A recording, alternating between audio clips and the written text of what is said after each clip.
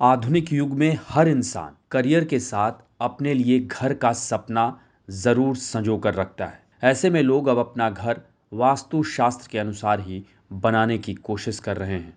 लेकिन वास्तु शास्त्र की मूल भावना क्या है, इससे शायद ही हर कोई वाकिफ हो।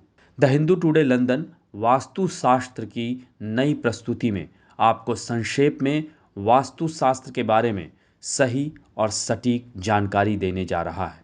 इसमें तथ्यों के प्रस्तुतिकरण के साथ साथ हम आपको कानपुर के वास्तुगुरु विमल झाझरिया से भी मुलाकात करा रहे हैं। कि मेरा नाम विमल झाझरिया है। मैं यहाँ कानपुर उत्तर प्रदेश का निवासी हूँ और वास्तुशास्त्र में मेरा अनुभव पिछले 30 सालों का है। तो फिर से मैं उसी बात पे आ जाता हूँ कि आज से अगर 100 साल पहले के हम लोग कोई भी मकान निर्माण देखें तो उनमें आप हर एक में एक चीज़ कॉमन पाएंगे कि हर घर में एक आंगन होता था और उस आंगन के चारों तरफ घर बनता था। चाहे वो 1 मंजिल का घर हो, बड़ा परिसर हो, चाहे 2 मंजिल 3 मंजिल के मकान हो, गगनचुंबी इमारतें तब नहीं होती थी।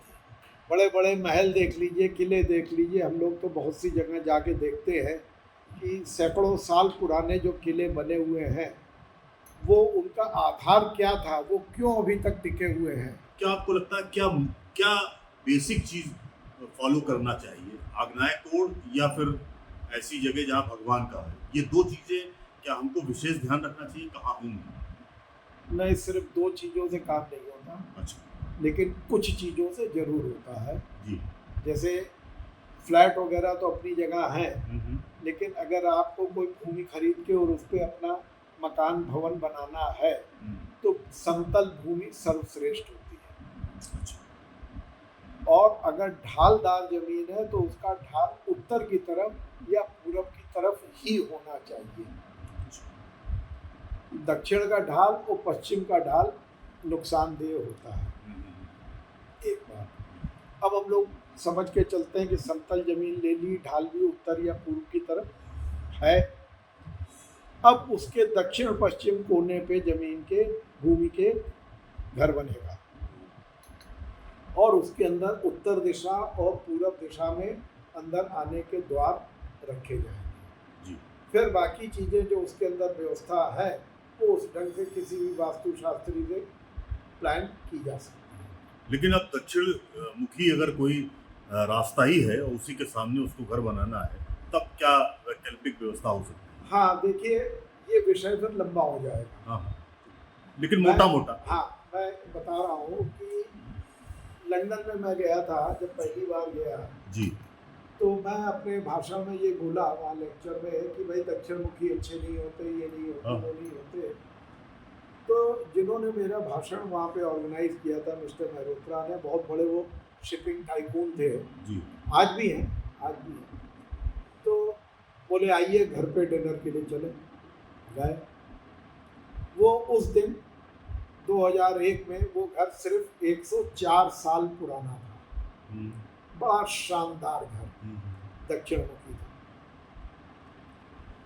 लेकिन दक्षिण में उसका कोई द्वार खुल नहीं रहा था, छोटी एंट्री थी और अंदर जाके वो डायरेक्ट उसके सामने कोई दरवाज़ा नहीं था, बगल से होके, और उसके अंदर उत्तर और पूर्वी हिस्सा पूरी तरह से खुला हुआ था।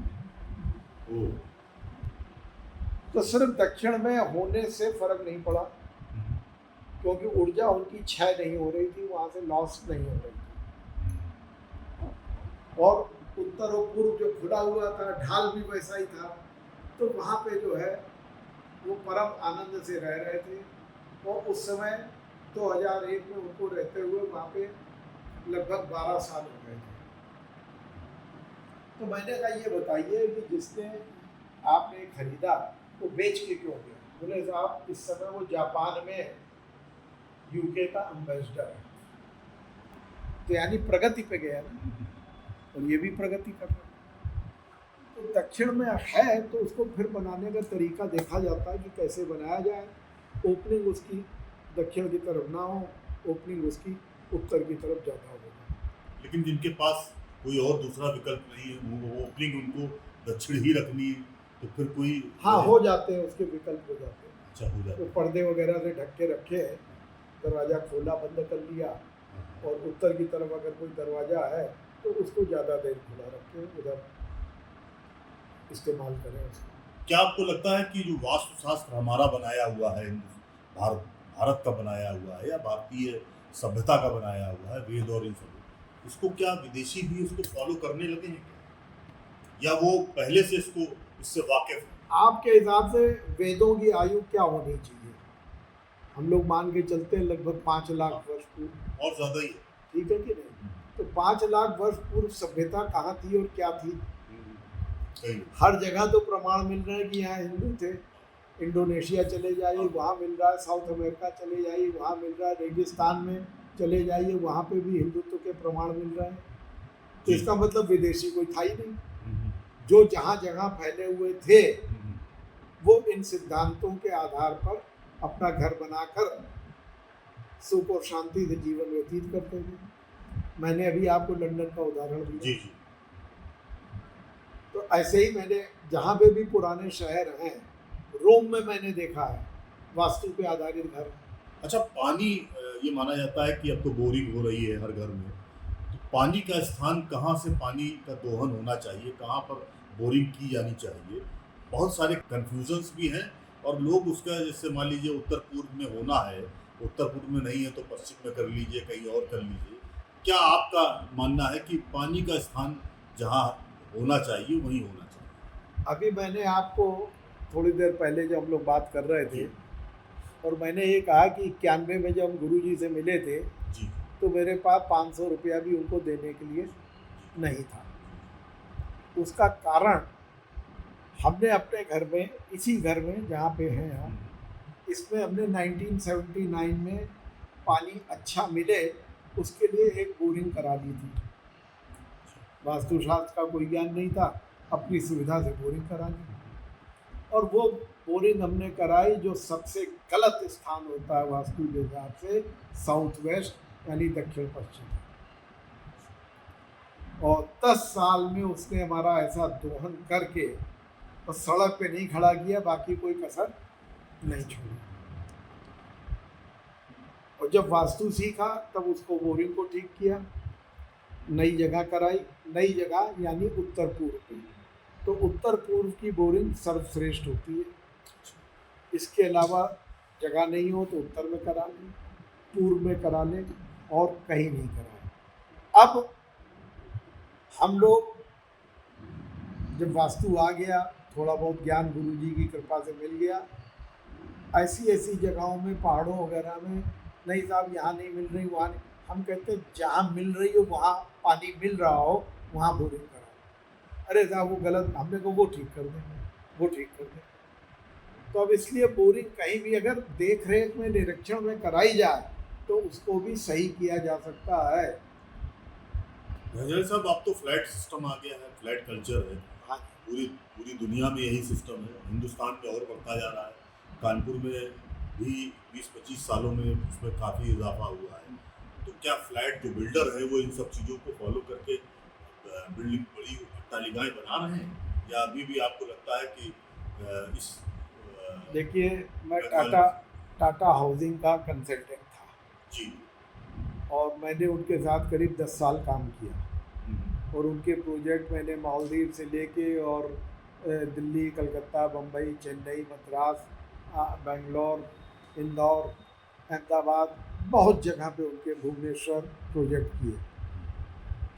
तो कुछ बातों को तो उन्होंने भी अप्लाई किया कि भाई पानी का स्रोत कहाँ होना चाहिए, ज़मीन की ऊंचाई किधर होनी चाहिए, बहुत सी चीज़ों को उन्होंने फॉलो किया, और कुछ चीज़ें बिल्डर के लिए संभव नहीं हो पाती।